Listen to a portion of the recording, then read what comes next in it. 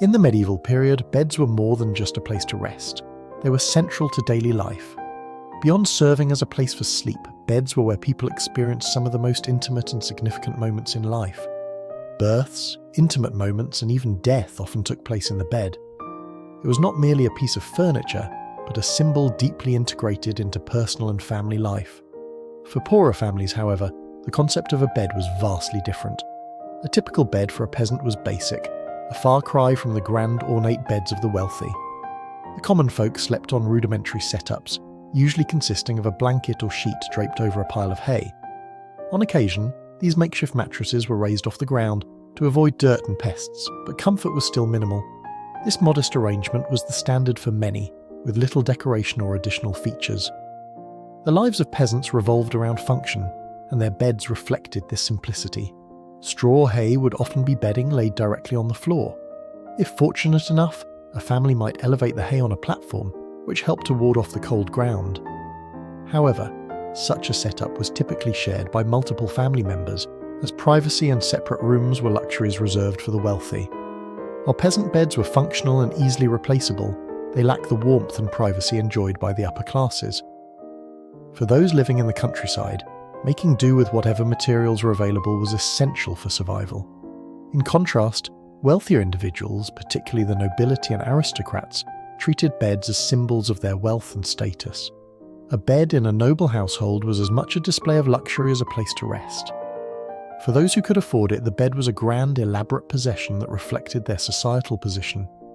One common bed design used by the wealthy was the rope bed, consisting of a wooden frame with ropes tightly crisscrossed to support the mattress.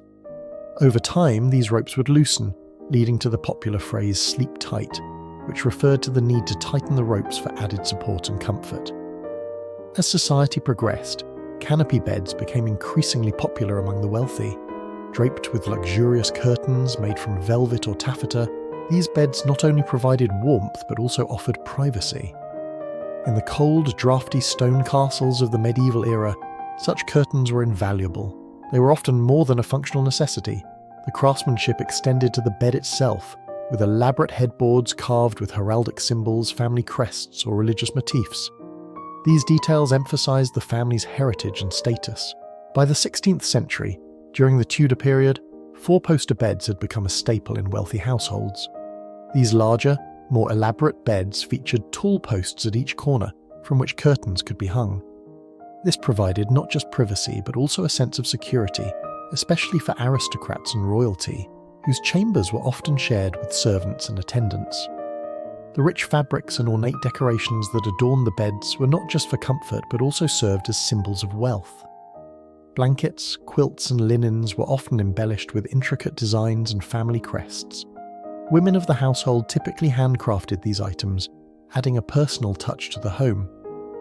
This labour-intensive work signified not just the skill, but also the affluence of the family, as only those who could afford the finest materials and time could indulge in such luxuries. Headboards, often a focal point of these beds, were intricately carved with family mottos, heraldic devices, or important dates like weddings. These designs were not just decorative, but were also a way of preserving family history, pride, and tradition. A bed in this sense was much more than a functional item. It was a tangible representation of a family's legacy. Mattresses, too, varied greatly based on wealth. The wealthiest individuals could afford mattresses filled with soft feathers or wool, ensuring maximum comfort. For those with fewer means, more accessible materials like straw, rags, or even moss were used. The quality of sleep was directly linked to wealth, as softer, more luxurious materials were beyond the reach of most people. For the wealthiest families, beds were so valuable that they were often passed down through generations, becoming family heirlooms. A bed was not just an object of comfort, but a cherished possession that represented a family's status and legacy, often mentioned in wills as part of the inheritance. For many in medieval society, beds were one of the few significant possessions. They were both a symbol of luxury and a cornerstone of family life. The tradition of passing beds down through generations emphasized the role of the bed not only as a place to sleep, but as a symbol of continuity, status, and comfort. Beds evolved significantly throughout the medieval period. Early straw-filled pallets gradually gave way to more elaborate designs like four-poster beds as wealth and social structures grew more complex. The materials and decorative elements of a bed reflected the owner's status, with the most luxurious examples adorned with rich fabrics, carvings, and even precious metals. Despite these advancements, medieval beds were still far from what we consider comfortable by today's standards. Even the wealthiest families had to contend with cold, drafty rooms where bedding was essential for warmth. For the poor, beds were often uncomfortable, yet a vital part of surviving harsh conditions. Religion also influenced bed design and use. Religious symbols were commonly carved into headboards or woven into blankets, reflecting the deep connection between faith and daily life. For some, the bed was viewed as a sacred space, where one could pray or reflect. Among the wealthy, beds were often seen as places where individuals would die and ascend to the afterlife, which made the bed's design and care a part of spiritual life. In conclusion, beds in medieval times were much more than places to rest. They were central to family life, symbols of wealth and status, and sometimes even objects of religious significance. From the simplest hay-filled beds of peasants to the grand four-poster beds of the nobility, beds played a crucial role in the daily lives of medieval people. Through these beds, we can glimpse a world where every detail, from material to decoration, reflects a person's place in society.